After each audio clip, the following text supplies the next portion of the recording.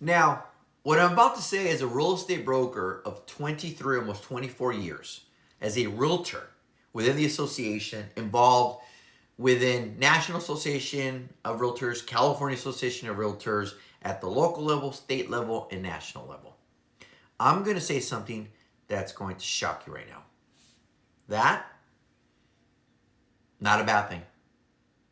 Not a bad thing at all when you really think about it.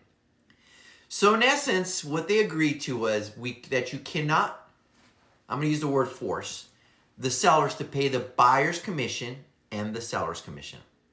So as you guys know, when you sell a house, the seller pays both commissions. And up to July 1st and beyond, that's essence the way it's always worked. And it is working. And July 1st, it's going to be modified. But why I say this isn't a bad thing is for the following. We have gotten a bad rap as realtors. It's our fault.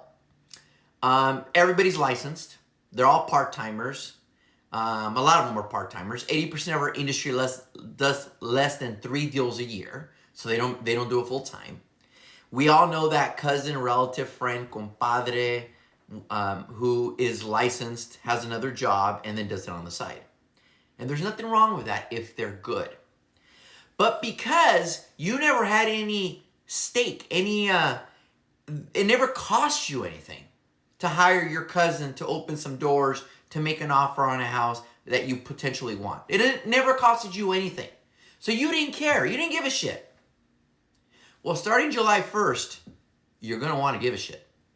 This is going to separate the men from the boys, the experts from the commission chasers, the people who care about their clients from the ones who don't give a shit. And here's the reason why. Since it didn't cost you anything to hire a buyer's agent up to this point, you didn't care. You didn't care about the value they provided. You didn't care, for the most part, about their level of expertise. All you cared about is, are you available to open this door for me? I'm going to send you the properties I want to look at anyways, and then just make the offer I give you, and then just get out of the way. Well, that's all changing now. Because now, starting July 1st, if you're buying a house and you make an offer and that seller is not paying a commission, guess who's going to pay the commission to your buyer's agent? You are the buyer on top of everything else. So now that you know you might have to spend some money out of your pocket to hire an agent to represent you in a purchase of a home, you're going to think twice about that part-time agent with no expertise, who don't give a shit, who's related to you, second cousin from your mom's side. All of a sudden, you're going to want an expert. Because if you're going to potentially pay money out of your pocket to represent you, you're going to want someone who actually knows what the hell they're doing. Someone who actually gives a shit. Someone who actually is an expert, as opposed to someone who is just licensed. So to me, this is going to thin the herd. It's going to get rid of all the yahoos, the jokers, the people that give us a bad rap. And we have a lot of those. So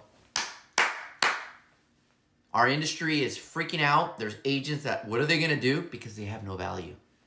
But the people who know what they're doing in this business and are experts, do it full time and invest in making sure you're taken care of,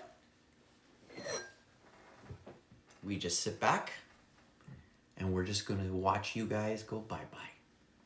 So this isn't a bad thing, guys.